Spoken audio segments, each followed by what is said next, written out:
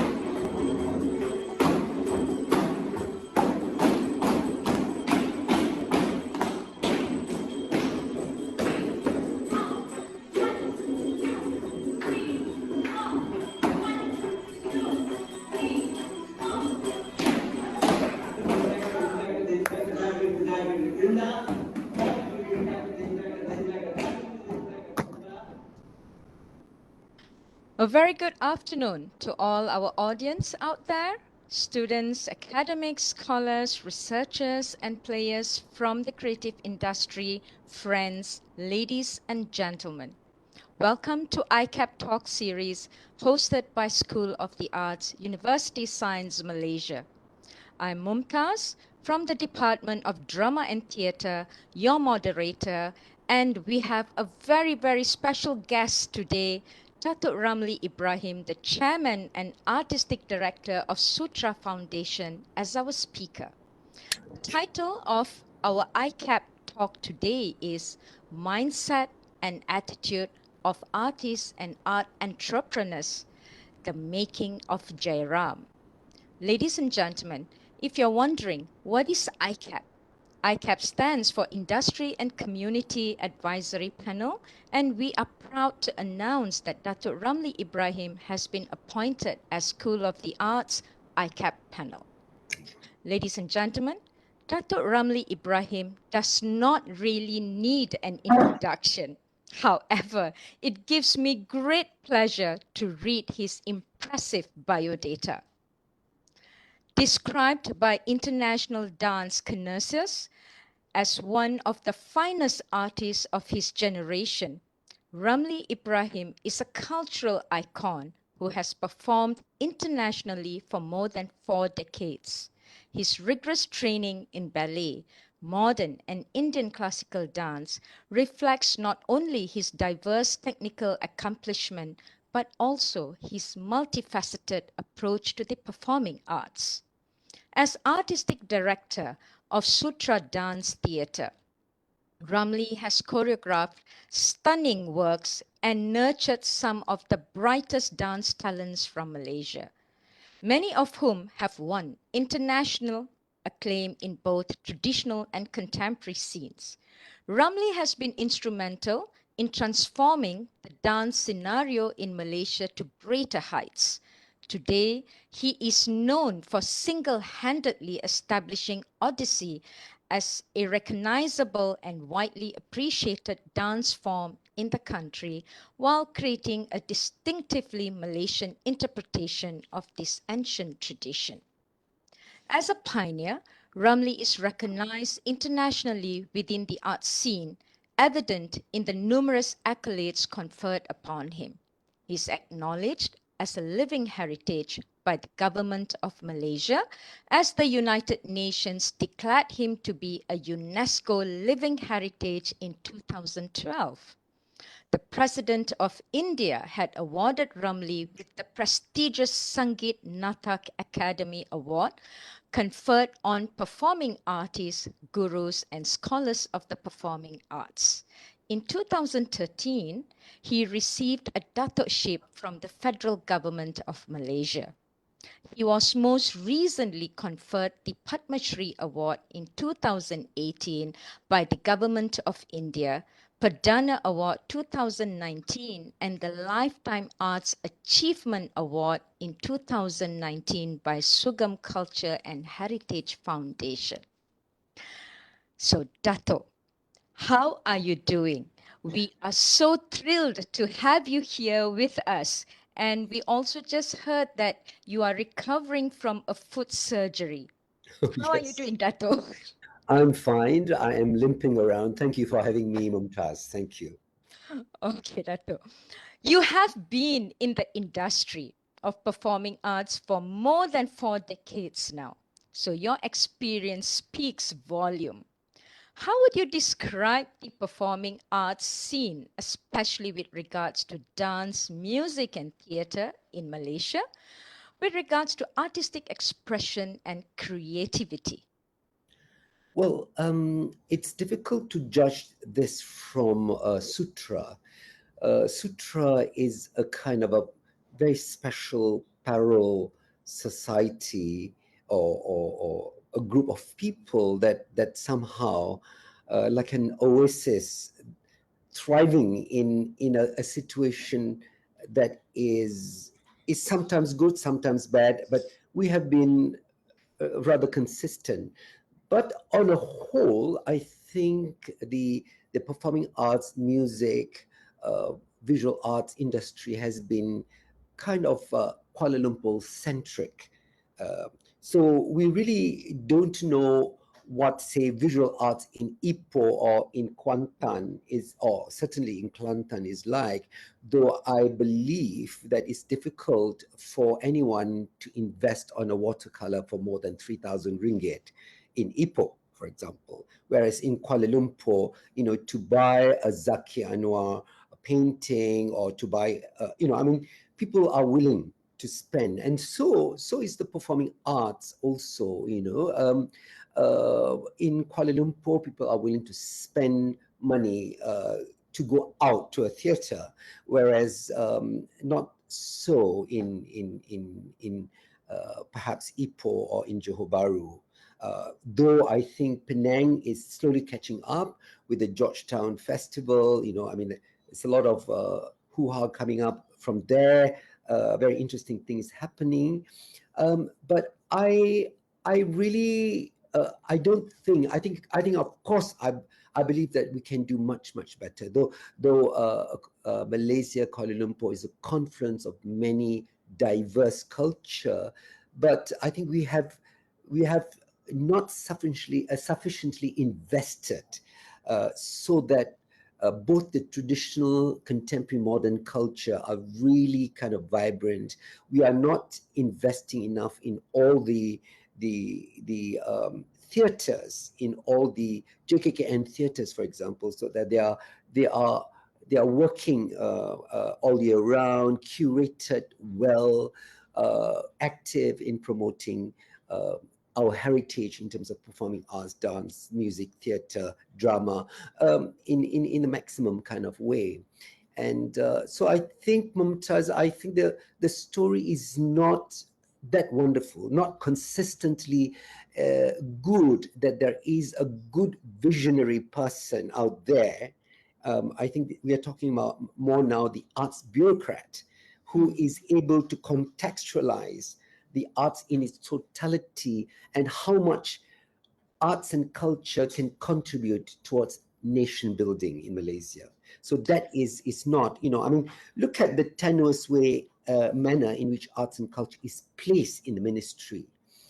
One day we are part of heritage, and then the next we are part of tourism. And of course, as we are part of tourism, you'll find that we are always playing bridesmaid to tourists, the industry. And where is arts and culture in terms of education, for example? And as you see, the present a problem in Malaysia now with the rise of fundamentalist and extremist movement is a cultural problem.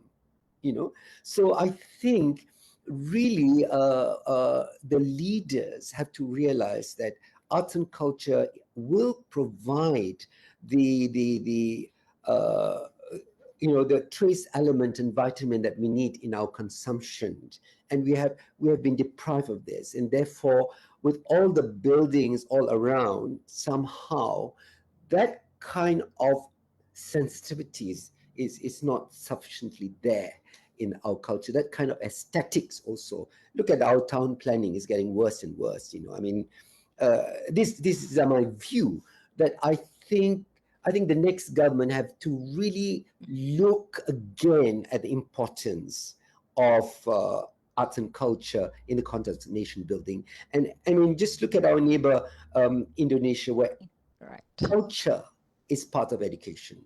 The education and culture is in one ministry, so they are not playing.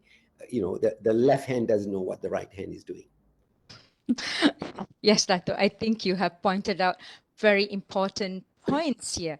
All right, now I'd like to just, add on here a little. All right, a recent report published by the British Council claims that Malaysia is seen as a thriving springboard for culture, arts, and tourism, especially echoing to what you said earlier, our special location in Southeast Asia. We are neighboring with Thailand, Indonesia, and Singapore, where arts is really thriving over there, right? So, and this report further claims that Malaysia has it all. We have diverse traditions. We have sophisticated cities, growing cities. We have growing cultural and creative movement. And to top it all, we also have educational programs in performing arts. We have about 50 over programs offered by 20 institutions, both public and private, in Malaysia. Yet there seems to be a huge challenge for our graduates come artists to be able to sustain themselves successfully in the field of creative arts. Now, as a trailblazer in the field, Dato, in your opinion, what else do you think needs to be changed or improved at macro and micro levels to ensure a thriving and vibrant scenario in Malaysia for future artists in terms of space, providing space, funding, secured jobs, right? And even access to resources, right? And even upscaling for that matter. Well, yes, I'd like to really check on the data by British Council, because sometimes this I mean, nowadays we are bombarded with all kinds of data, and we really, I mean, especially where budget's concerned, nothing is less than a million now. Everything is in billion, as you know that, and we have to really check. What is the data looking at? Is the data looking at intangible kind of heritages or commercial works? I mean, I think with people like yourself and me, I mean, even the commercial work we are looking at the highest level. I mean, look at K-pop and look at Korea. They've managed to bring all that into such an incredible industry. But I think Malaysia, for example, has got a very good industry in terms of our animation. Yeah, it's a multi-million dollar industry. But I'm not sure whether we can go on a straight, a straight kind of thing to arrive at a situation where excellence, excellence as the yardstick of people like yourself and me and those who are in the higher education are looking at, that we are on the right track towards that part of, and whether the I mean, name me how many professional dance companies are there in Malaysia. That itself, I don't have a professional dance company because it's, we don't have the funding or the continuity in funding to do that. So I think there's only just Dua Space or maybe a kind of ad hoc group, but no one is really having a full professional company except Istana Budaya, for example, or Aswara, and that's about it. What about in Penang? What about in Ipoh? So in terms of dance itself, I think I can speak the same thing with drama. So there are a lot of ad hoc performances that gives the appearance of a lot of things are happening in Malaysia. The Temple of Fine Arts in Kuala Lumpur have a consistent kind of role of events happening in their theaters. But how many percent of them are really professional theaters? I mean, I think we have to make a difference. What is community arts and what is arts for excellence? You know, I I think there is a whole lot of community arts activities happening because the arts have always provided that solace for the community, whether it's Chinese, Indian, and less Malays now. But they are really making full use of the fact that the culture and arts is the way that they kind of strengthen their identity. And this is I mean, someone who's observed this, and I think the community themselves are feeding this, because they realize that it's important that the community has a strong cultural basis. But as I said, what about excellence? What about a company that is looking at not at money making kind of thing, but what about companies or artists that are looking and extending, transcending the creative barrier? To find new things in tradition, to find new things in modern areas of drama, music, dance. So I doubt that data from British Council gives you a clear picture, but definitely Kuala Lumpur and Malaysia is the most diverse of all the Southeast Asian cities. I mean, we have it all. I mean, we, unlike Bangkok or Jakarta and all this kind of thing, we have Chinese, Indian, and all other races all in this cauldron of cultural kind of a melange. But again, I really feel that the quantum jump into that kind of things where we say that, okay, that's all right, dance, culture, music, theater is all right, we are moving on, audience are looking after I don't think this is happening. That somehow the KPIs do not somehow look at culture in the proper kind of way, because I think the index is not is not well analyzed in terms of arts and culture. Dato', somehow or other, I'm attracted to the word excellence. Right. Yes. Okay. Now, excellence comes with years of experience, years of hard work, continuous learning, relearning, going out there, putting yourself out there, trial and error, exposure, networking, knowing what the audience wants, knowing what the industry wants, right, Dato? Doing it with passion, not so much for the money. But when we come back to our young graduates, come artists who have just come out of these schools, these institutions, they may lack this exposure, right? They may lack this type of experiences. They are the lesser known artists. So how do we help them to to reach these greater heights of achieving even near to excellent? Well, I think we understand that from the graduate of, say, the performing arts, say dance, for example. Um, I mean, there is a kind of an inbreeding. They immediately become the inducted into the institution to become the lecturer, or instead of going out Out. into the field, not just in Malaysia, but if they dare to go to New York, go to London, go to Hong Kong, go to Taiwan, or go to Solo or Jogja for their dance.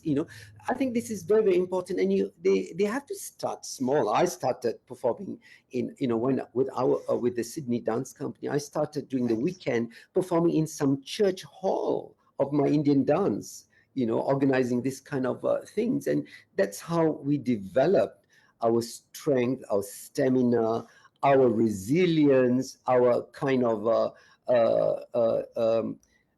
that consumption to stay relevant and survive. But I feel that I don't know whether it's the generation Z or this, or the thing that wanting instant gratification. You can't get that, not just in classical work, but in really creative work.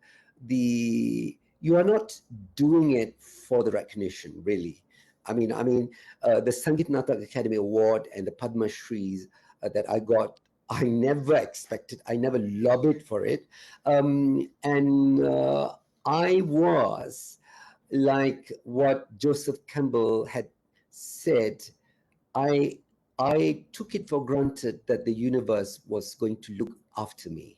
I just went there and followed my journey, my bliss, and in the process discovered my raison d'être, my reason of being, and my my angin is released, so to speak.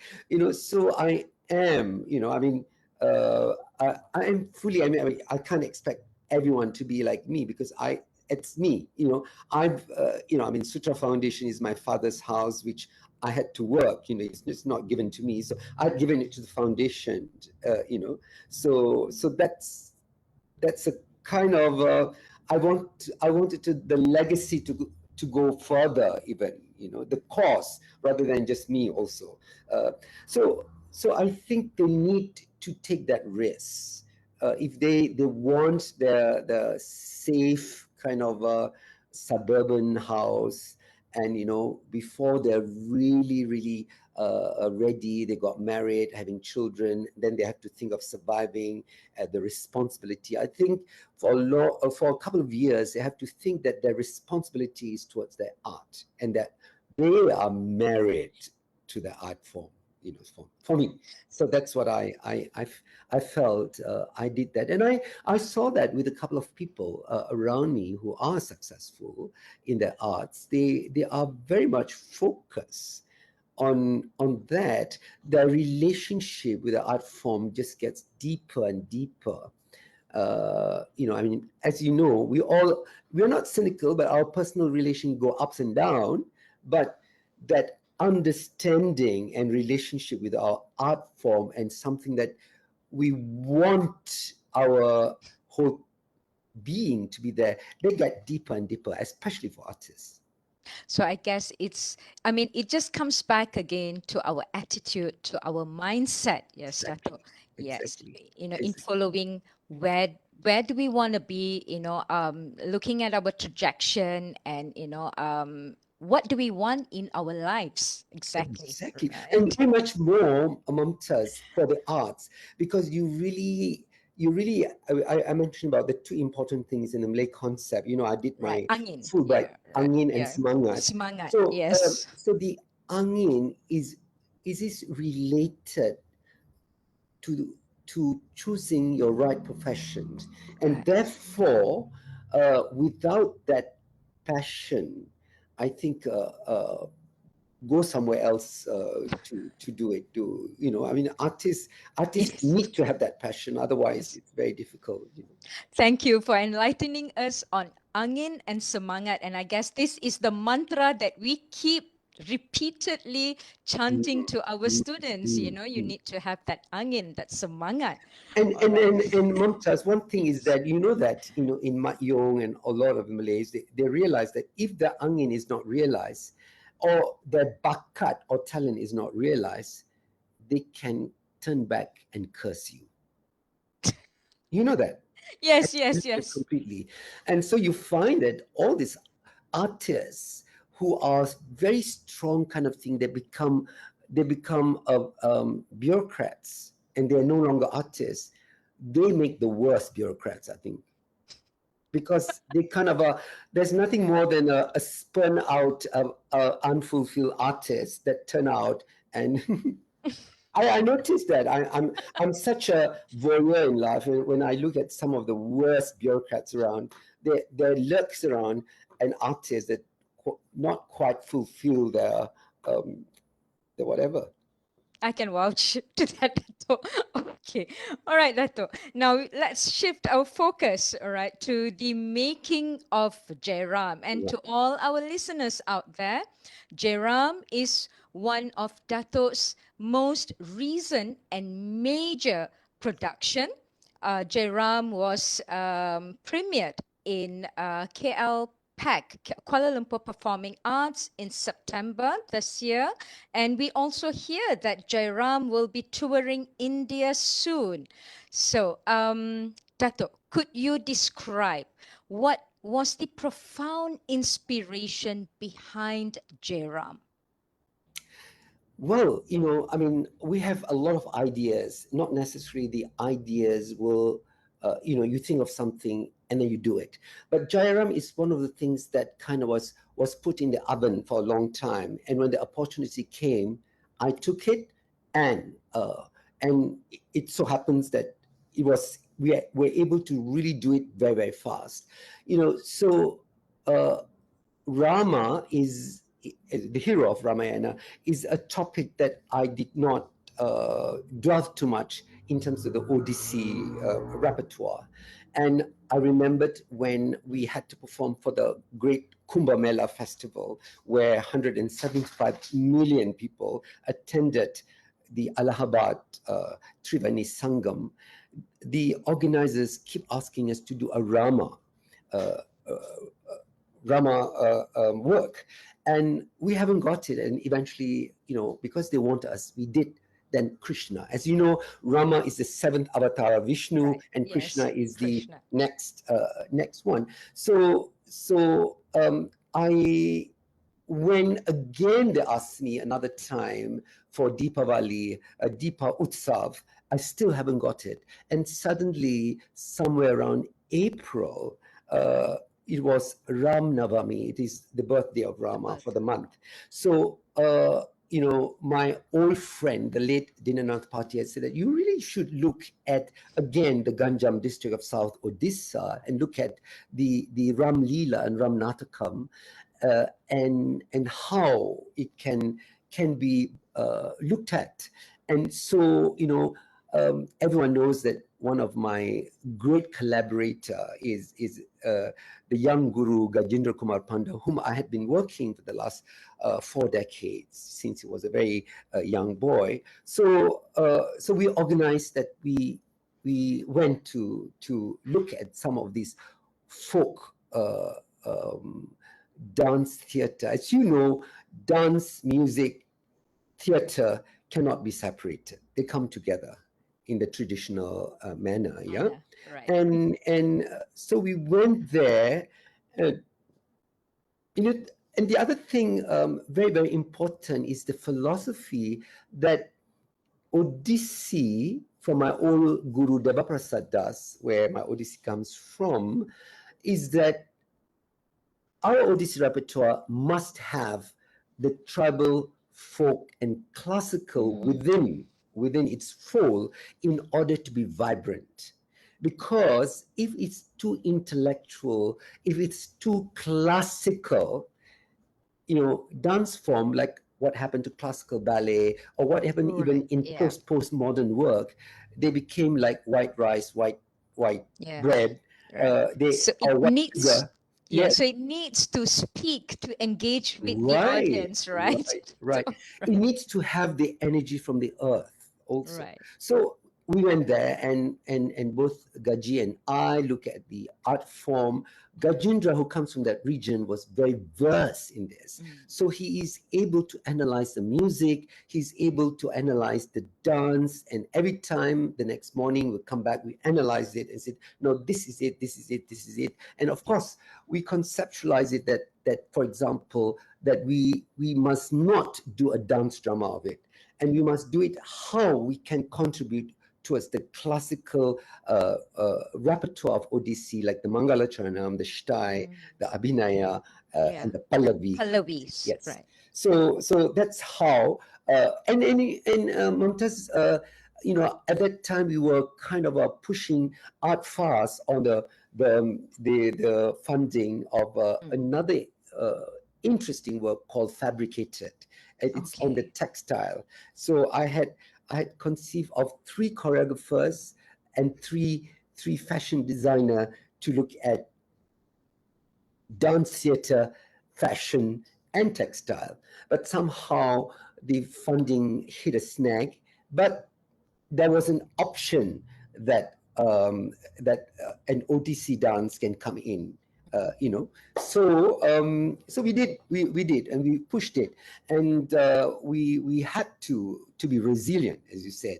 We had to be creative, and so because of this, Jairam was pushed into the fore, so to speak. Wonderful, Dato. I'm sure you must have faced a lot of challenges, right, to push, such a great production like this. All right. And Dato, stories from the Ramayana has been performed over and over again by different people, different spaces, using different versions, interpretations, and yet it is so refreshing to see the Ramayana coming alive again through Jairam. Could you take us through the process and the journey, right from the inception of the concept to the curation of the production with regards to dramaturg, to choreography? How did you contextualize the narratives? Right. Well, that means your question is looking at the two. I always feel that there are 2 challenges. One is the artistic Right. challenges, and one is the administrative challenges. The administrative one will look after the sponsorship, even Right. the PR, and all other kind of areas, the renting of the hall, and how to pay people, and all those kind of things, which is something which I hate. But the challenges of the artistic challenges of both, the choreography, in this case, in Odissi, I still can use the word choreography, um, the music, and how can we transfer the raw music from the Ram Leela, Ram Natakam into into a classical kind of work, because Odissi music is being recognized as a classical form now. It's not just I mean, it has a definite raga and all that kind of thing, and how does the libretto that you want to have it? So this had its own, the music part of it. I have a very strong sense of what is uh, what the audience will like. I see a graph, for example, but the real kind of music things, we had to also consult the pundits of music. And in this case, Pandit Gopal Chandra Mishra and Gajendra, and of course Ganjra will tell me how it was difficult trying to convince them that the folk elements is very important and very, important. Gajendra was able also to compose the shabdas, the shlokas, for example. So we had to work on with sometimes with the librettists who, because the work was more or less based on Valmiki rather than Tulsidas. So we did not take in the Oriya language. We took on the Sanskrit language. And, I mean, it's not like Kamban also. So all that needs to be worked on, say, in the Mangala Charanam, the whole kind of Ishta Devata Vandana. That means the chosen deity is on Rama. So the flower offering is on Rama. Then the vision or the personification of Rama is also created. Then the shabdas, which is characteristic of Deva Prasad style, was composed. And what happened is that since we did not want it to be a dance drama, comes jatra, what we call in Orissa, a jatra is full kind of jatra, and all that Rama or Ravana, so we had to pare it down so that I did mention the other day when I see the refinement of the Legong Kraton of Bali, where two dancers look the same, and the Chondong, and the two dancers would dance the pure technique part of it, but suddenly there is a kind of a episodic thing of King Lasem and Princess Ratnasari, and just a confrontation of these two, and King Lasem tried to hassle her, and it was not, he was repulsed by the princess, and she goes away, and the bird of omen, the Chondong, the other, comes in to give the idea that King Lasem is going to be losing. So we did that in the first half, where images of the deer, images of the energy of Ravana, images of Sita, there is Hanuman and all that kind of thing comes in, fleeting in and out in the dance, rather than, oh, here it is, Hanuman coming over. He had a fight with that, and there's Sugriva. So we didn't have that kind of sequential narrative of a full-fledged Ramayana. So this is where the uniqueness comes in, because we assume that the audience are rasikas. The moment we bring in the Maya of the deer, then they understand that the deer is the cause of the problem, for example. Yeah. So all these kind of things, I think no one has really truly have done the Ramayana in this manner, where I think we bring in the images and stir the heart of the audience with what they feel of the Ramayana. Okay, Dato', so let's stir the emotions of our audience here, all right, by taking a sneak peek into the making of Jairam from the video, right? Okay, Jit, can we have the video, please?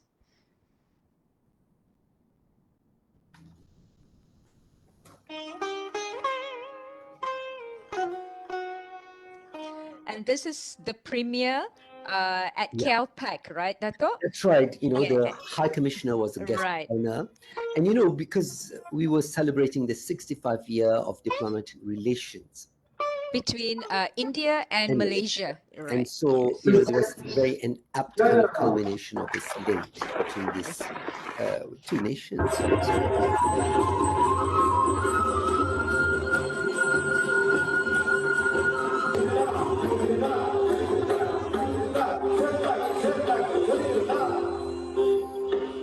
So you had to fly in the musicians Yes. from India, Dato? Yes, because actually they were my regular musicians also. So Satyabrata and Sangita Panda. Actually, Sangita Panda's father was a Pandit, Gopal Chandra Mishra, and actually both of us. I mean, Pandit Gopal Mishra was. Ladies and gentlemen, He got the Sangeet Natak Academy Award together with me, and we were performing together in New Delhi long time ago. But I mean, time passes by. I mean, he is now possibly on his late 80s already. But Sangeeta, the daughter, is singing for us. She has a fantastic voice, and the musicians came in a couple of days before the premiere because we need to rehearse with the musicians on the last minute changes to be done. It's I mean, performing for with live music accompaniment is no joke. Every movement has got to be accompanied properly. Especially the rhythmic part. If they're a little bit faster than we have, then that's a problem itself. So we need to really work together. So during some of the rehearsals, they were the dancers worked with recorded version of the music before the live musicians actually came by. Right, because they had to work on a very raw, very rough thing before they come together. Because I mean, musicians are not easy to come by, even in Orissa. They have to be brought together. And one thing is good in Malaysia is that they come together and they are together with us. In Orissa or even in Chennai, but Chennai is very very well organized. The musicians, I find, but Orissa somehow. On last day, they could sort of come really fantastic, and they're able to kind of be intoxicated by the music. But I mean, we are always arguing whether it is the right counting, or how much more movement that they have to do. And I'm very lucky to have two assistants, Tanmay and also Geetika Shri, who are able. Sometimes I can't deal with the musician. Geetika is better to deal with them rather than me. So I just allow them to kind of deal with the musicians. I kind of look at the conceptual level. Even with Rajendra, sometimes I'm not able to deal with him. I'm usually very clear what I want, and I somehow they will get it right eventually, but through a very kind of long-winded kind of process, and it really can be quite tough working with them.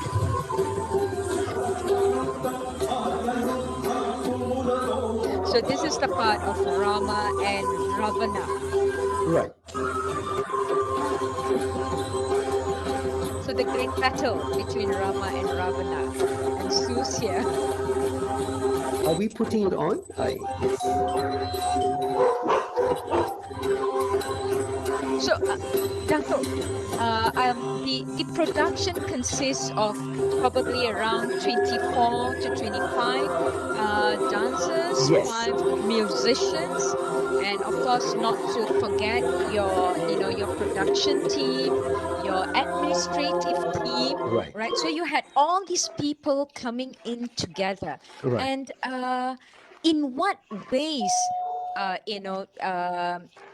did or do the mindset and attitude of the members involved influence the trajectory and the direction of the production? How did you keep them all together to achieve Actually, the goal? I had a very, very good team. And of course, a very important input is from Shiva Raja Nataraja, who is our lighting designer and technical director.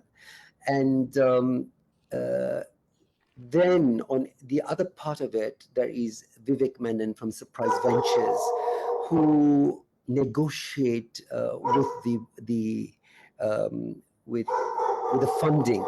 So the funding is crucial because I think we didn't get the funding right until the day of the premiere itself. So that's very, very important, because I just don't know, if it's not Sutra Foundation, then it would have been very, very difficult for another company to sustain that. But we found another gem in JCPR, the Jiman Casablanca uh, um, uh, publicity and communication consultant for us, who really rose to the occasion. And suddenly Sutra was getting kind of 5 reviews. I'm not talking about previews, but reviews Reviews. from the Malay papers. Mm. So that was very, very good. So I thought Jiman was a great find. So so there are many of these areas. Then they all have got to come together. But least but not least, our art graphic, the the Jairam souvenir program, which is very, very important also for us because it is a record. Um, the art director is from Orissa. Okay.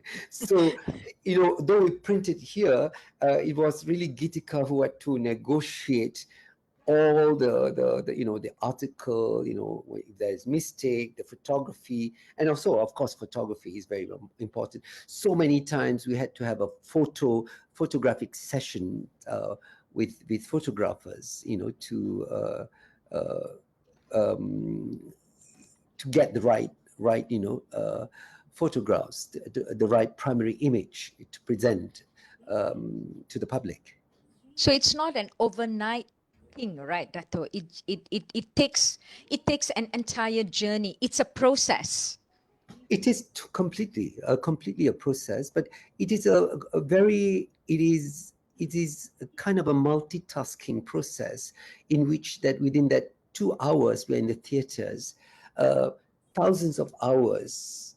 It represents thousands of hours of preparation to bring in a very intense, heightened state Right. um, when the performance happens. And you know nothing is allowed to interfere with this rasa that has come out. And of course, we are dealing with a very important, another concept is rasa, I mean, Yes. apart from Right. Brazilian. Yes. So Rama is very much a rasa of wonderment, very much a rasa of bhakti also, uh, to the idea, because Rama is about righteousness. Right. Rama is Yes. not Krishna. Right. I mean, every time we do the dramaturg of Rama, the dancer that plays Rama has got to be more discreet, more control, because he's not the Dionysian person as what Krishna is. So all this has got to be directed in the production. This is priceless information for our students, Dato, because many of them sometimes feel that when they are confronted with a production, they just want it to be fast, easy, Mm, simple, all mm. right? But they don't understand it comes with a lot of pain, and towards the end only you can really enjoy or see the joy of it. So Mumtaz, I think this these artists or dancers are interpretive artists. It is the teacher, the choreographer who brings life, who breathes life. That's why uh, it's important the choreographer or the guru has got to be exposed to the poetry of everything, poetry of painting, poetry of, they have to go to see exhibitions, Right. they have to read a lot, they have to analyze a lot of things. So the dancers who just think on dance, the blinker kind of thing, just don't understand that to be that creative um, a person, he has to have a worldview of that particular thing in a much more wider kind of way. So there's a whole lot of research and learning Right. taking place at the same time, And Dato, right? experiential, because I think Yes, you can read about it, yes, but when you're confronted with something and you immediately know then how to apply it, because if you don't, when it happens on stage and you said, I should have done this, right. I should have done that, so it's Okay. finished. Dato, some of my students and our young artists out here, they have this kind of thoughts that since you are very established, you have put yourself out there, so you may not have any fears. All right, so for them, for the lesser known artists, all right, they are so inferior, they are so afraid, so they want to know, you know do you face any kind of fear, with coming up, with productions, or putting that production out there, how to face criticisms and so on. Oh my God, I'm always fearful. I am not so perfect in whatever I do. I am always fear, but part of say as a dancer for me, and as you know that I've just had an operation of my ankle, and that's very fearful. The fact that I mean, how do I know that I will dance again, kind of thing, because it's true, because the ankle is not mobile anymore. So and then there's always the age factor, right? Right. You're dancing against time. I'm 70 now, and Oh my God. I am like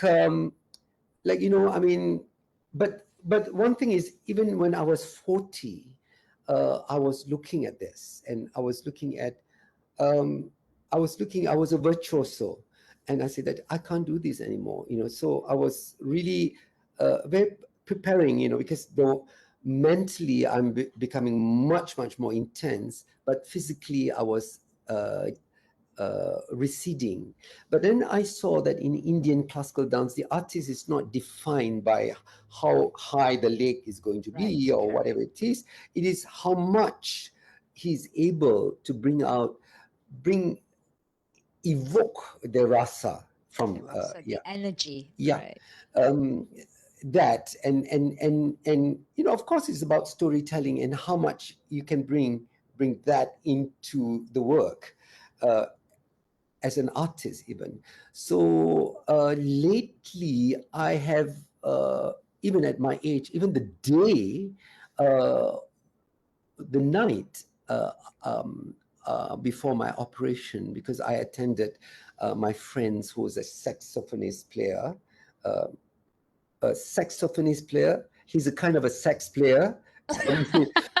So he then asked me publicly, can we invite Dato Ramli Ibrahim to dance for us on this number? Wow. So I had to dance it, and it was Play Misty. So, and I danced with this, and the fear of improvising is there, but the moment it's there happen, I felt that I had to be in full control, and it was a Right. kind of liberation when I am each movement of everything is controlled, and I'm able to put the energy. It's almost like Tai Chi. Yeah, you Okay. know that you Right. you you you are not dancing for the audience at all. You're Right. dancing with the music, with yourself. So I think you reach a stage where this happens to a Mm. lot of artists, whether they are dance or painters Right. or musicians. And this is why I think the older ones are far more um, layered and more interesting, because they're not looking how much they want to impress, you know. Right. Right. Dato', we have an interesting question here from Yes, one of our dear audience. How was from Annabala? How was Jairam received in India, especially with regard to the fusion of folk with classical Odyssey? I am interested to know about this too when we perform it next week. We are Okay. preparing ourselves to go to the Konarak Festival right at this moment. I have a rehearsal tonight for that. But so we have not performed Jai Ram outside, though we have been invited to three major festivals now: in Konarak on the 1st of December, in the Delhi International Arts Festival, at the end on the 29th and 30th December in Purana Kila, one of the old old forts of Delhi, and also at Khajuraho. And so I think it's going to be interesting to see how the audience will take it. But we have performed over 60 over cities in India, and so India is a place where I love to perform. And of course Konarak is a huge stage. Huge. That's why we have to bring the whole 22 of us, and the other three are having their exams, so they cannot make it. But we will look forward to what is the reaction and let you know. I think you'll be stream perform Oh, um, okay. That's wonderful, Dato'. yes, Yeah. because the last time we performed Ganjam there in Mm. 2017, I think it was shown live to 140 over cities of India and also overseas. They could see it from Malaysia also. Dato', if I'm not mistaken, you're also planning to bring Jairam to Kulim Yes, on the 25th, the 25th of December, right? right? Just before your takeoff to India. Correct, Right. correct. Okay. So So that's yeah, going to be Kulim good. is kind of closer to Penang, so we are looking forward So towards it. Kulim, I have a very wonderful friend, um, the Swami Brahmananda Saraswati, who has been a good friend. He was a Vedantist. So for decades, we have been performing in Kulim and also Sungapetani and also in Ames. Mhm. So it's nice to go back again. And I love Kulim because it's near Bujang Valley, Right. and I always would take my dancers there because it's important for them to know. You know why? Because Kalinga, Orissa, is Right. associated with Bujang Valley. So we have been shown by Prof. Mokhtar with regards Mokhtar to. Saidin, yes. Yes. Yes. In fact, just a few days ago, I was talking to Dato Zuraina, for Mhm. example. So there you are. My interest is very uh, large, and I'm with these people. So I was at Surat Thani on an archaeological kind of thing, and I dance the Odyssey and say that there you are, Kalinga, even Ashoka was on the Yes. 3rd century BC, and the Sungai Batu, Prof. Mokhtar was saying that the jetty is on 585 Yes. BC. BCs, right, correct. Yes. So I think this is a very exciting thing, and it's the oldest Buddhist Hindu archaeological evidence in Malaysia. It's We in cannot Sungai be. Batu, Yes, in right, Sulawesi, and right, it's we cannot be on a denial of this right. fact. Yeah, we should revel on it. Yeah. So, Dato, in other words, as artists, we should not just limit ourselves to just our art and craft, but we should expand ourselves, right? We Yes. should get engaged with archaeology, with Right. sociology, history, and so Yes, on. yes. One of my very good friend in Penang is Datuk Lim Chong Kiat, and I always go there every year for Buckminster Fuller birthday, and in Okay. Bellevue.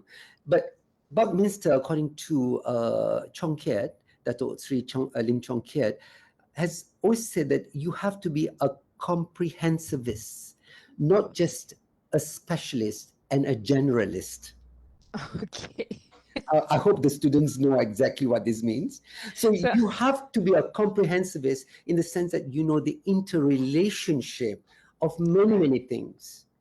Then you really know the contextualization of things, and that's where the resilience and the creativity come. right. Right. Thank you, Dato. Okay. So, Dato, I'd like to come back to Sutra, running a powerhouse like Sutra, and also with regards to the younger generation. All right. I am sure that, running Sutra is not an easy feat. It requires a lot of hard work and so on. So, could you share with us some of the bold and creative approaches that you have taken to ensure the sustainability of Sutra even in tough times, like, example during the pandemic, as we have seen the disheartening collapse of many production houses, and to name one, Penang Performing Arts Center, that lacked the Mm, support, mm, even the support of the state, and mm, the support of basically whatever infrastructures mm, that were there or were not there. mm, mm, Dato, mm. could you just Yeah, comment one on this and one of the share with us? great investment of Sutra Foundation, even pre-COVID, was our outreach programs, Okay, outreach. which means that we have started it in Kuala Selangor, and then in Rawang, in Ladang Sungai Cho, in Kajang, and all these kids, that was about 8 years ago now. All these kids have grown up. Time flies so quickly, and then now they are 15, 16, 17, and they are blooming. And I think they are the one that's keeping me young, because I mean, the rest of my friends seem to be, I'm having a back problem, I mean, all this.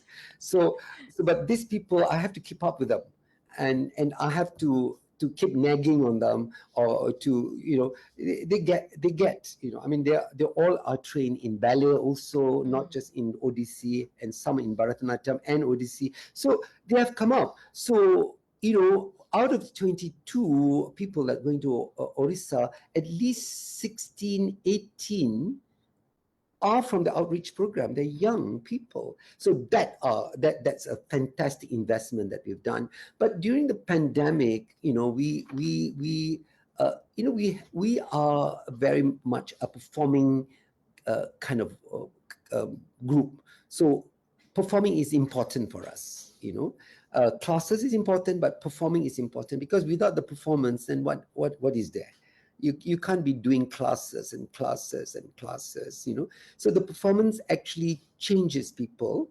It's a trial by fire, and you analyze their studio performance and all that kind of thing. So during the pandemic, what we had was two major online programs, and they were well done. So well funded, one by Motec, called Gerak Angin. You can still look at Gerak Angin, where there are 17 kind of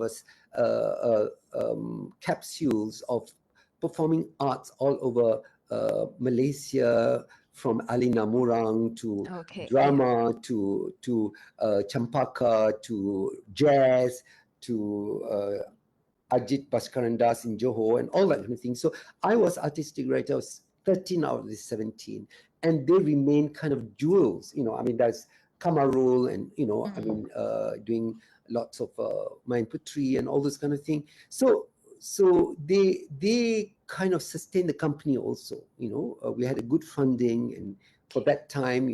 Then the second one, Gerangin, after Gerangin, we had Rentak Bumi, which had 6 major works just around Sutra and also my house in PJ, which has a lot of potential as a performing space.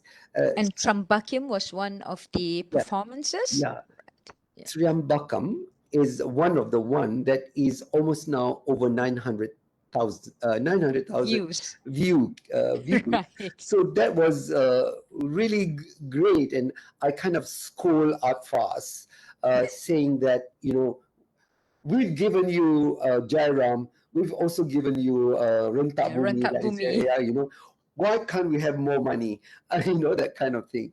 But of course, I mean, without the funding, it would be very difficult. And Sutra have always tried to open out. By the way, we also went to the Georgetown Festival with a work called Yes. All Together Now with Right. Aswara Dua Space, And Dua Space, right. and had a fantastic house at Dewan Sri Penang.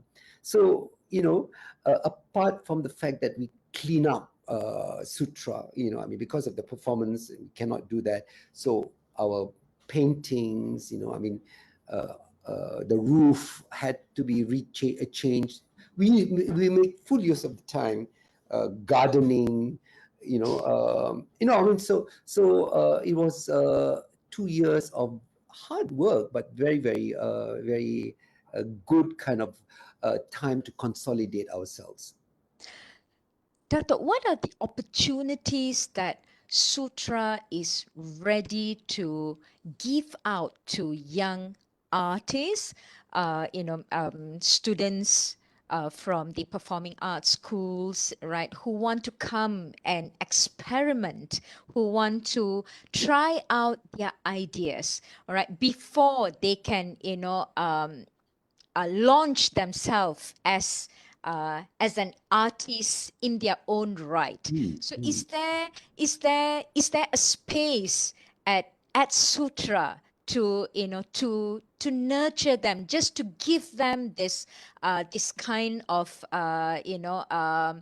yes, we can help you, we want to see you come up, and we are here to guide you.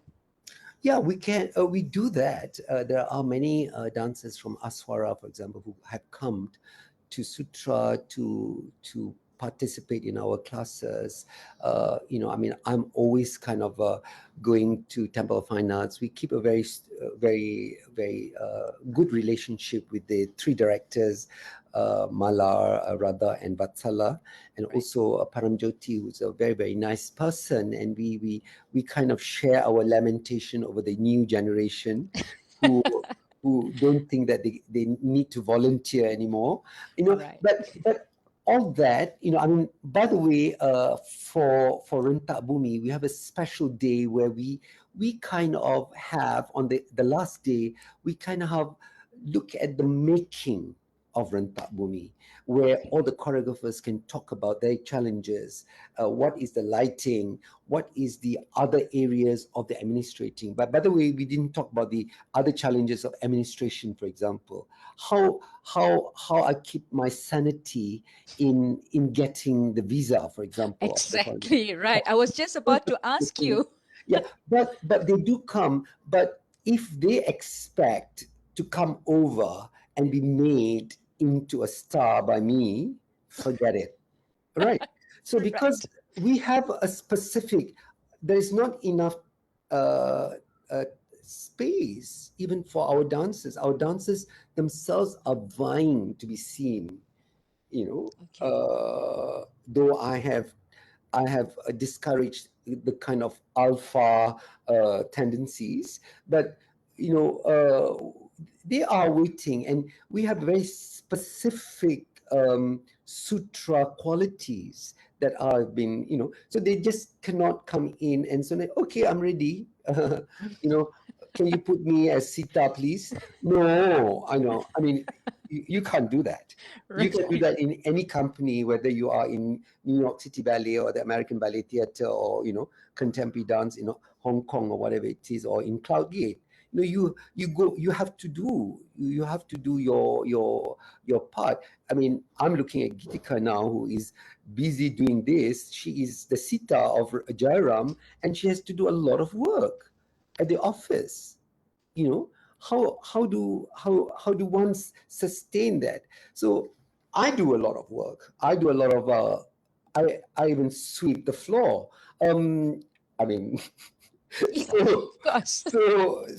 we are on it. And when you kind of described the resilient and art entrepreneur and all that kind of thing, I almost say that I don't see myself as an art entrepreneur. I see myself as an art terrorist.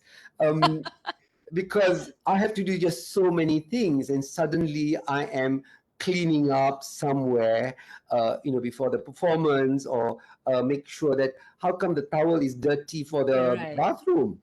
I mean, I you know that when you mentioned the word art terrorist, it just took me back to the late Christian Jade yeah, when yeah, yeah, he called many many of us as art terrorists. exactly. This is a word for Marion de Cruz. Yes.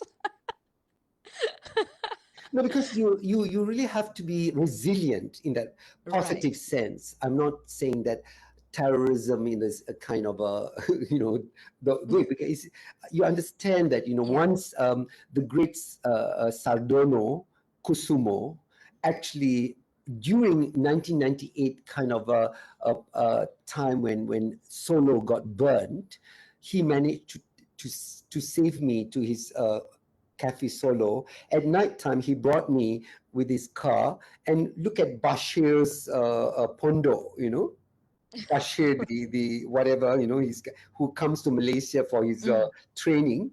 And he said that normally the Americans are afraid of this Pondo. Yes, you better be afraid of the Pondo. Look at us now. All the Tafi school and all those kind of things, these are Pondo school.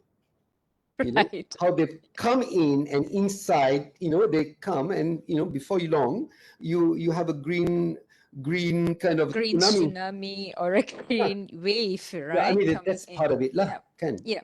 Right. Because I always felt, Mumtaz, arts has got that also important thing of being a leveling factor, without without to spell it out, because it makes you think, what it makes you think in a positive kind of way, in a bigger global worldview, without having to be religious, which I find that this is a personal thing. Mm, right. Dato, Sutra, and you receive many students who come by, all right, for their internship programs, Yes. right? So, how would you assess the qualities of these young people in terms of attitude and mindset towards learning, performing day-to-day tasks, and not just waiting for instruction, but being much more progressive Yeah. and innovative going forward. Mhm. All right, that's good, Momtaz, because I find a lot of the younger people are, in terms of the real one-to-one communicative skill, rather underdeveloped.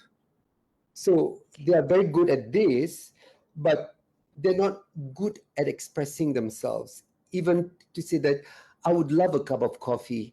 I mean, it's just to say something like that, you want to that, but maybe because of my present, I'm so kind of you know if there's a beautiful cat, I will take that cat right now here, and give it a real cuddle without being very I don't care, but they're afraid of that.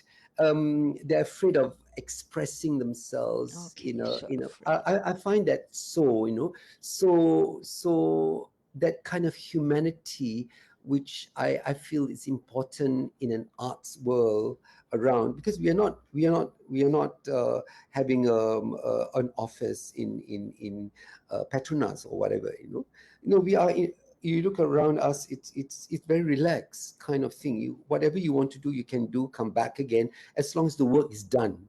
And if you don't understand, you ask to be you ask questions, and so that communication, we are so virtual in everything we do, that we lost this human contact, and I think that's a pity.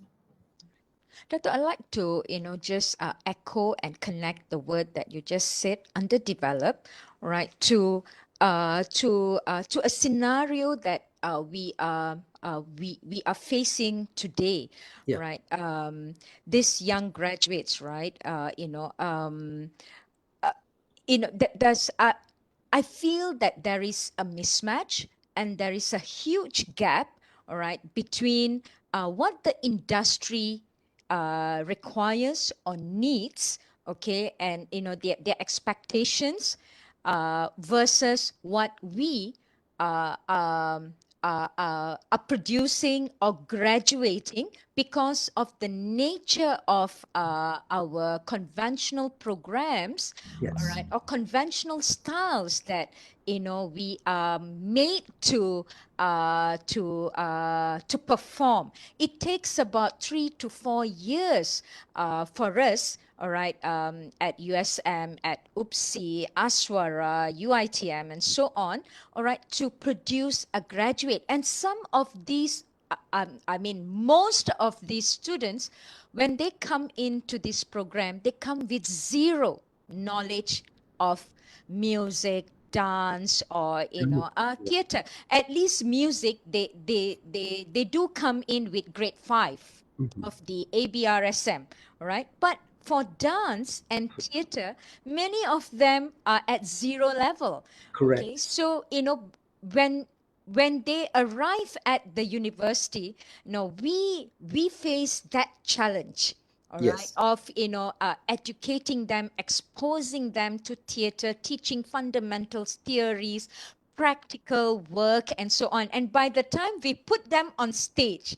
for the first time, it is already 3 years.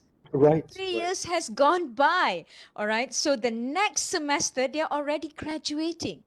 Okay. Right. So this is, I feel it's a huge mismatch. All right. Because what we are producing, all right, are very, very fresh talents out there who may need a lot of support, a lot of learning, all right, Mm. to meet what the industry needs. And often they are not able to even access a small grant, Mm. even like for 3,000 ringgit by Chandana and so on. They are not Mhm. able to. They're not able to. Right. So, Yeah. um, you know, um, what is your comment on this, Dato? How do we, as educational institution, the government, we have MQA, we have so many other agencies, and we as academics, come artists, even many of us now are not practicing our arts Right. because we are so bogged down with paperwork, with Right. documentation, Right. Right. paperwork, and constant Yeah. monitoring, by all these academic agencies. Yes. Well, this is the problem. This is the disconnect that I was talking about, Right. by the artists, the scholars, and the bureaucrats. And you are in a panjara, of your own, uh, or rather a making of, by the, whatever it is. And then you have your KPIs, Right. which doesn't apply. So even for example, the hot house of Aswara, for example, in 3 years' time, you produce someone who can dance, and there are always someone with a natural talent who can really do that, Mm. they've discovered improvisation, for example. And I mean, this can be a profound vehicle for anyone with a crazy kind of movement going out like this. Right. But what does it say? So, but the mind is not developed. But you've Right. developed the body and not the Body. mind to Correct. open it up and all those kind of things. This is a real problem. But also the real problem also is because, say, the bureaucrats are not at all passionate Right. the The art. arts and Yes, so culture. they've been Right. put there because they have to do that, and as usual, in terms of the Kementerian Kebudayaan, the least interested or whatever, they are being dumped there, and so you have this catch-22 situation, that eventually the graduates, the even with degrees, can only fill up back again into the Right. system. So there is an inbreeding Right. of people who want to stay there. I mean, as you know, that we've already decried the kind of PhD that has just been dished out for people who don't really kind of have a Right. strong a strong practical experience on their field. So this is a real problem. I really don't have Right. the solution, but I just hope that the really truly talented Mm. can go forward into the field for at least another 2-3 years. Okay. I remembered one of the dancers who were very, very talented, and I think he wanted a very big sum of money to go Mm. to to uh, to do his masters in New York and all that. And he's Ah, very, right. very Yeah. talented, but But there is no support. well, the point is that even if you give the money, do you want to be another bureaucrat, or do you want to be a dancer? Ah, correct. So Right. what you should have done is go out to work with a dance company Right. and Okay. gain the experience in as a dancer or as a choreographer, Mm. and then come back again. Be ready Okay. to work on the field for the next 2 years, and Mm. then develop your group, your collectives, and all that. Because I think some of the Chinese people like Kenny Shim and Mm. um, uh, quite. I've seen many of them developing that. I mean, they're like fashion designers, fashion Okay. designers who had to prove themselves, then sell this and all that. They come up and down. Same with dancers also, Okay. they had to do that. I, for example, when I perform in Kuala Lumpur, I just said it. After all that preparation, why should I just perform in Kuala Lumpur? So I Mm. find, Different association. spaces, right? Yes, yes. Different audiences. Mm. I will call them up, would you Right. like me to perform there? When I was young, I mean, Right. one of the first person that first place that I called and I wanted to perform there is, of course, Panggung. Kelantan. Okay. Kelantan. Yes. You know Okay. where I went to? I didn't know Sabera at that time. I went to Okay. Sabera's Manchis factory because Okay. she was very, very, his family was known for the Manchis. Yeah, yeah, yeah, match. So yeah, the match. And you know what? I went to Penang, and suddenly this Dato Ramanathan, who was Right. a Chettiar, actually said to me, who looked at me very deeply and said, Ramli, do you know that I was the first one that organized your performance in Kota Baru 40 years ago? This is in Penang. He had, Okay. so there you are, because we did that, So I Right. went to Singapore and wrote to Singapore Fine Arts and said that I want to perform. And you know what, Mumtaz? When I went for Sashi Tarul talk, he came up to me and said that, Ramli, can I take photograph? Because my wife had written about you in 1980s when she was working with Straits Times in Singapore. I said, sure. Right. So there you are. So we did go out everywhere. I actually performed in some Chinese school in Sitiawan, Right. everywhere. So I you was just have to grab the opportunity, right? That to right. make that opportunity, even if it doesn't come to you, you just go out there and I make it do, I happen. do, Correct? I would Right. go to Vivekananda school, or Right. I would go to anything. At that time, I can't be bothered all this critic about I mean, I remember dancing my Shiva dance in the Right. tiniest langota possible. And, I said, anyone that criticized me, I think there was a time that I quoted Bette Midler and said, shut your face, honey, because mine's making money. So I would just say that, Right. So I Yeah. said, I never knew that this is a big wave of fundamentalism of the Iranian thing and the Wahhabis and whatnot. Mm. This is in the late 80s. So I didn't know. I was naive, and it requires that kind of naivety to Mm. go straight into the field where there were mines, and not knowing that there are mines, and you just walk straight and say that the universe will look after you. Right. Yes. And again, the semangat and the angin to go together with it. Right. Yes, Okay. yes, yes, Dato, there is a question. It's just a confirmation from Jit. Was it Dr. Sashi Tharoor? yes. The Shashi Ah, Tharoor. so I think Thank you Jit very knows him. Right. So okay, there is a question here from Mishalini. She's our final year student. much. And her question is, I know Bharatanatyam is so tough that it will take years to learn it. And that's why some parents send their children to classes at a very young age. So my question to you, sir, is it possible to learn Bharatanatyam at 30 years old? I'm the worst dancer, but still hope to join Bharatanatyam class after becoming financially stable. There you Yes. go, Dato. I think there's no age limit, but I think where is Bharatanatyam and Odissi, they're difficult, but there is a certain joy of self-expression which was suppressed when you were younger. You cannot do it because your mom didn't allow it, and you don't have the fees or whatever it is. But you must try it now and just enjoy movement. I'd rather you do Bharatanatyam than going around the lake 50 times, going around running, Running, jogging. because yes, jogging, because the dance is beautiful, but if you can't stamp, just do it. Do Mm. the abhinaya, the expression. It's so fulfilling. I mean, it will open up a lot of beautiful things. 30 is young. Right. So, Mishalini, there you go.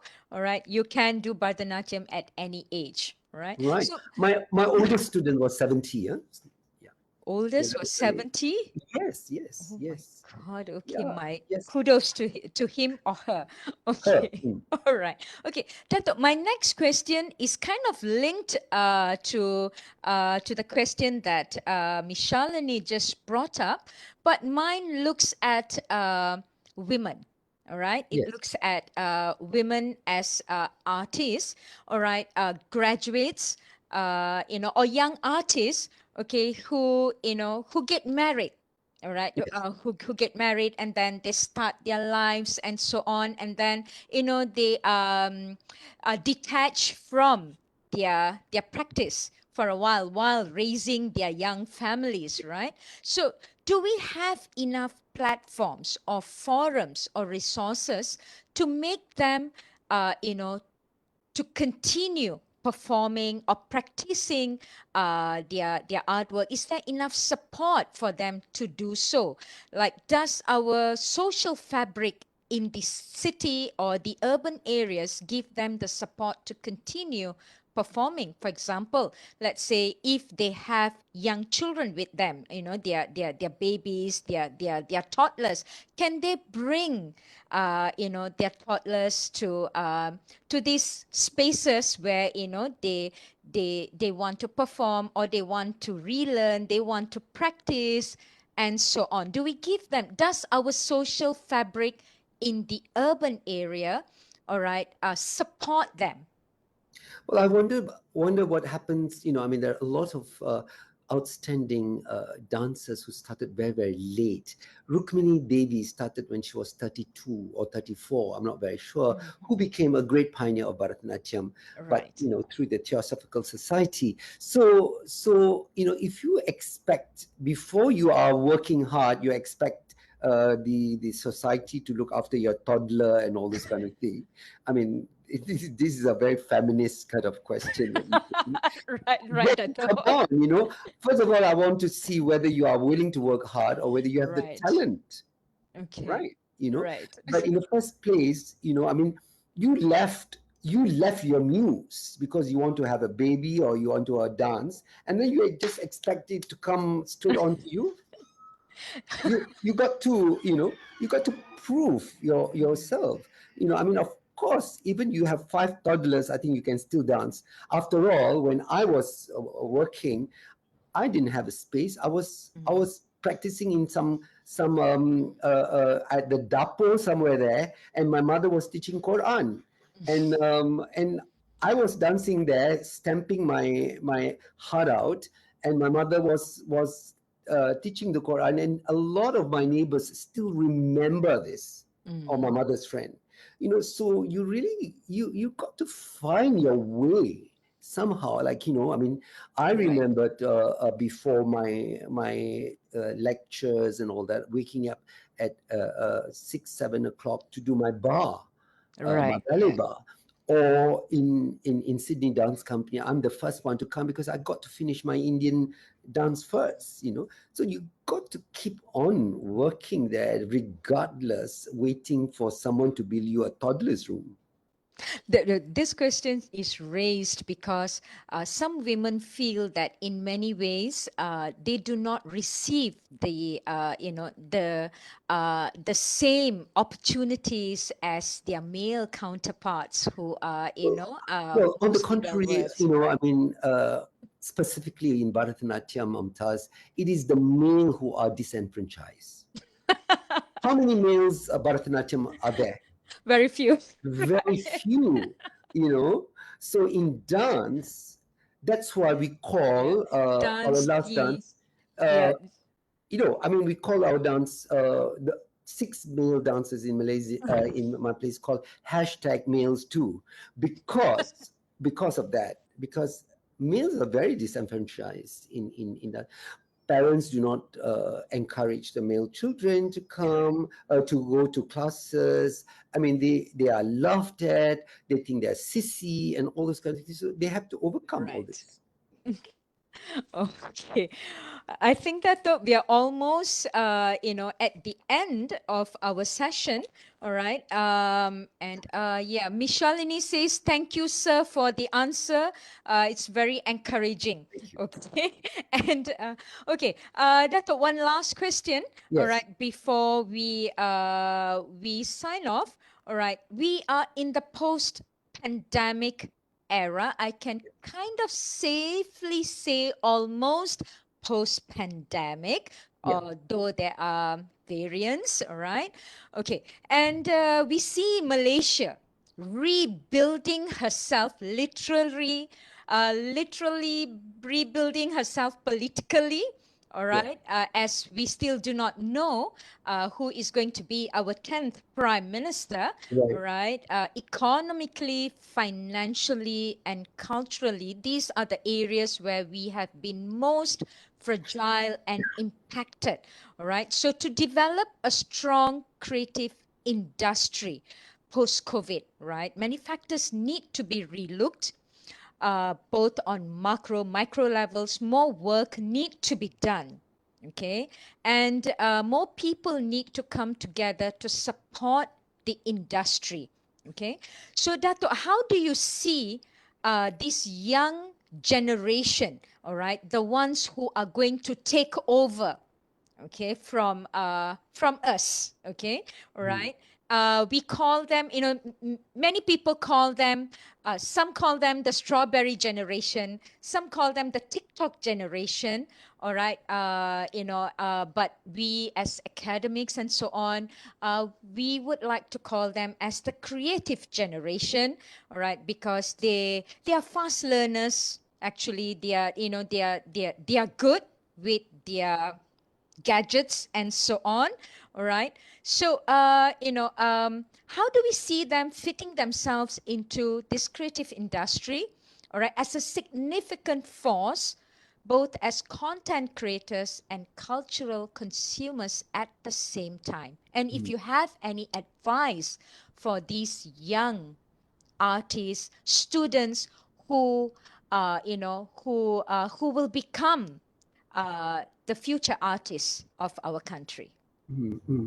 Well, Mumtaz, I really feel that we have wasted enough energy on uh, on the firefighting, politically, Right. this and that and this and that, and not going anywhere, kind of thing. At the same time, uh, work must go on. Right. Yeah. you know and this is the thing. I mean, I'm so distracted by what I received on the political side, and what should be done, what that one said and this one said. But the work has got to be done. So how much time do you spend Right. kind of just on the rhetorics and the talk, and what has been done? Hardly anything.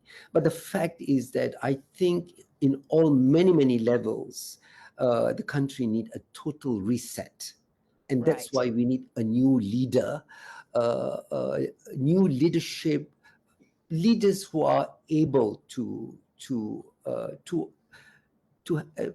who have the ability and also the integrity, that they are serious about the cause, of building up again, of resetting areas. And I think the young people will follow suit.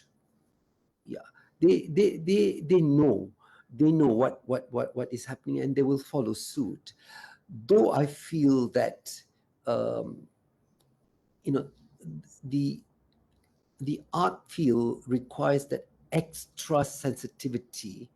The art field requires the experiential factor, and you cannot just learn it from a TikTok and the pumping, pressing buttons.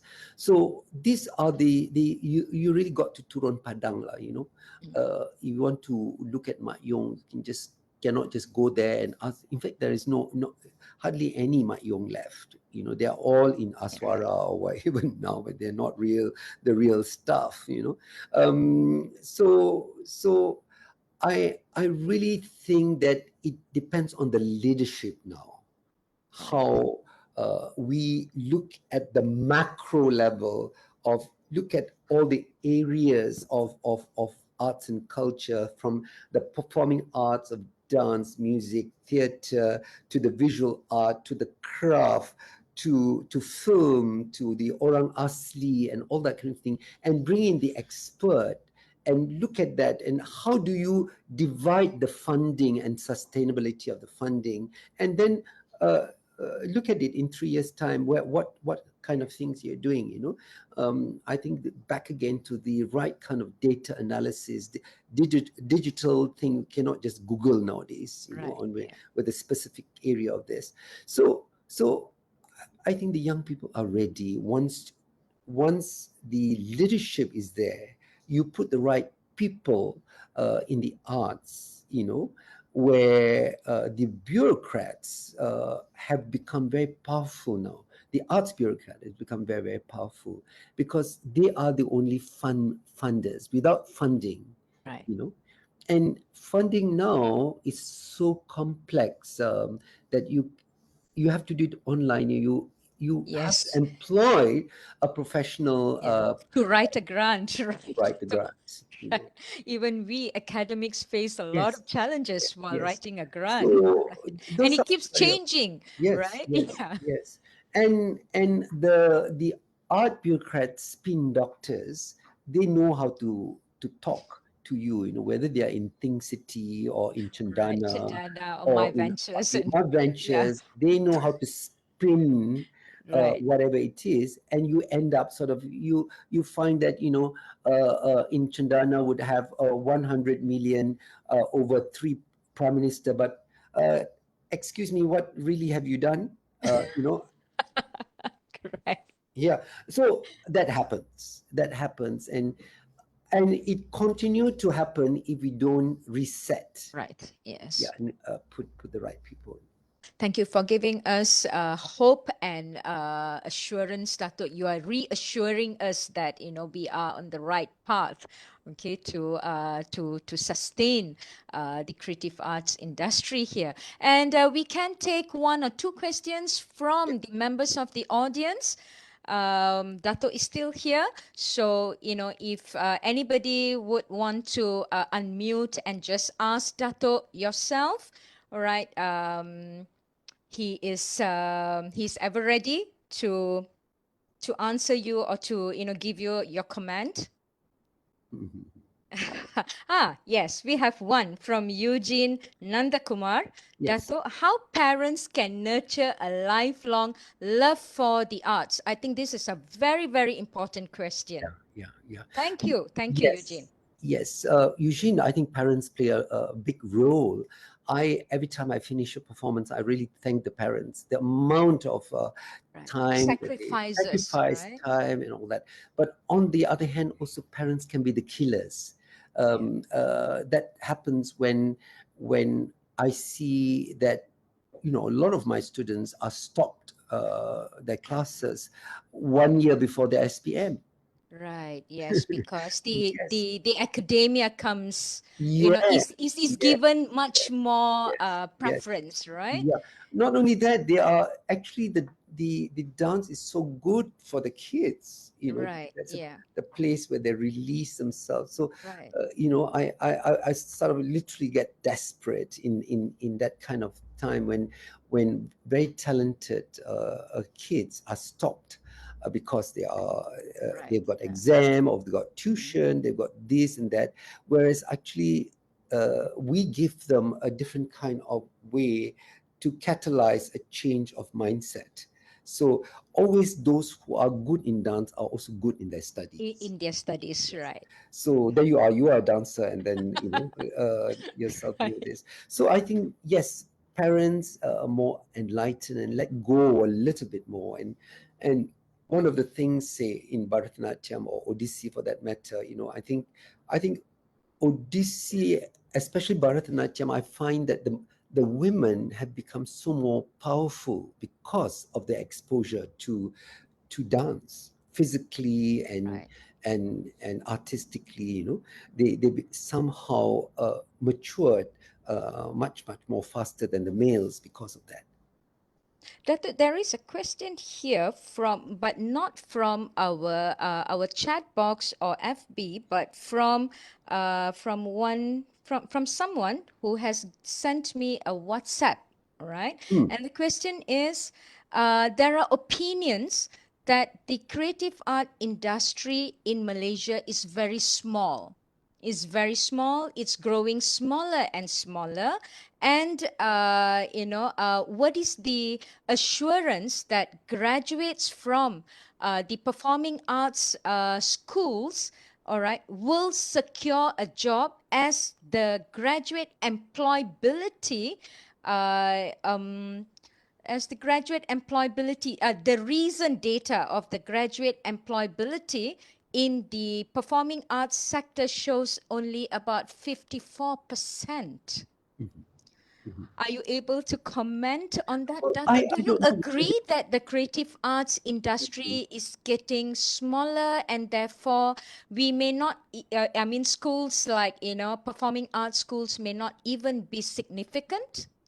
Well, I think I'm not sure whether this is completely true, because the creative arts industry will take in all the other commercial industries, from music to so many theaters have opened up, say in Kuala Right. Lumpur, for example, and you know, can you imagine, Momtaz? How many the Motec itself employed how many people? More than 100,000. Right, yes. And I So think I have a report from Chandana that I think for the year 2019, about 10,500 new jobs were created yeah, yeah. at the creative arts Mm. industry. Well, But then again, in 2020 and 2021, we saw the decline because of the pandemic, Right. Yeah, but Yeah. that's true for even restaurant or Right. hotels and Correct. things like Yes. that. Correct. But it will pick up. It will pick up. Right. And, but I think the area of uh, um, Google and animation and all that kind of thing are just also forms of creative industries Right. that Yeah. are really, in fact, during the pandemic, they are the one that sustain us, and they're very Correct. creative. I Correct. mean, um, from graphics and all that. Right. From These the multimedia and so on. multimedia, Yes. Right. these are, I mean, we are not just talking about dance here. We are Yeah. not just talking about Yeah. theater or Correct. music. It's the whole ecosystem, right, Yeah, Dato? the Yeah. whole ecosystem itself is massive. And I think one of the most, during the pandemic, one of the most credible, when the lawyers and the bankers and the doctors are tainted with all kinds of scandals, it is the artists that sustain, Correct.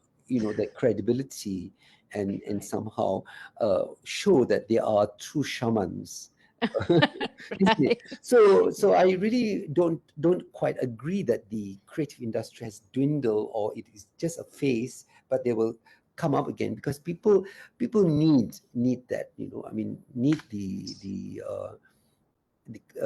arts and culture, but this is not fully recognized. Okay, so dear friends out there, do not be afraid. All right, the creative arts industry is going to be there, and we are going to support it in every and any way that we can. So, Dato, thank you so much for sharing your thoughts and insights with all of us Thank you. today. Thank you. We had a great time with you, great chat. All right, the only thing that is missing is coffee, probably. All right. And dear audiences, thank you for being amazing participants. Thank you for all your questions. And let's continue to support the arts and culture in Malaysia. All Thank you. right. And I'm Mumtaz signing off.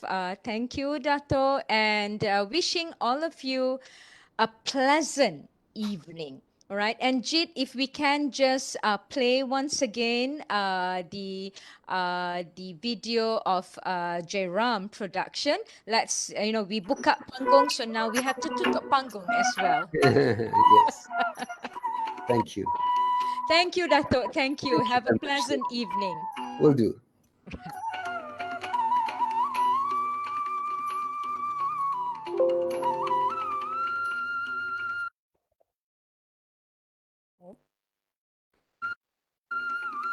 Please do wait, yeah, because we do have our my CSD and my CPD as well. Huh? Okay, students, please do hang on, all right, for Jit to pass us the my CPD and my CSD. Okay.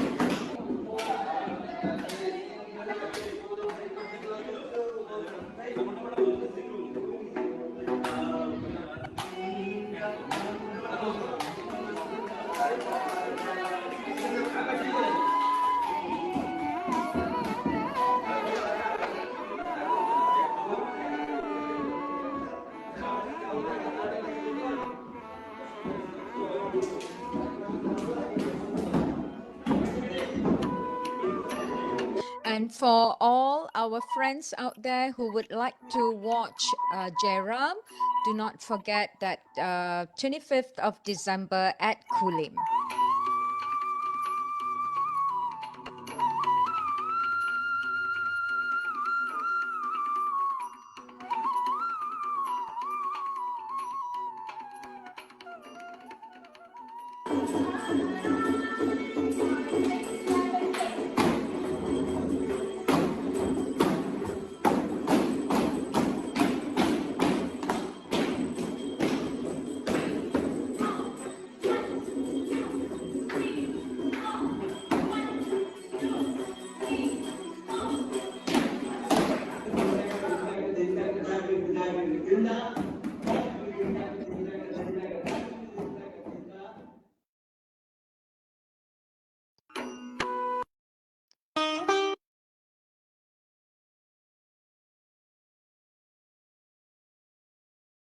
Okay, so students and staff can actually scan your what they call my CPD and my CSD. Yeah, okay. For my CSD, you need to use your either Facebook uh, QR code scanner, and for staff, you must use it your passport USN. Yeah.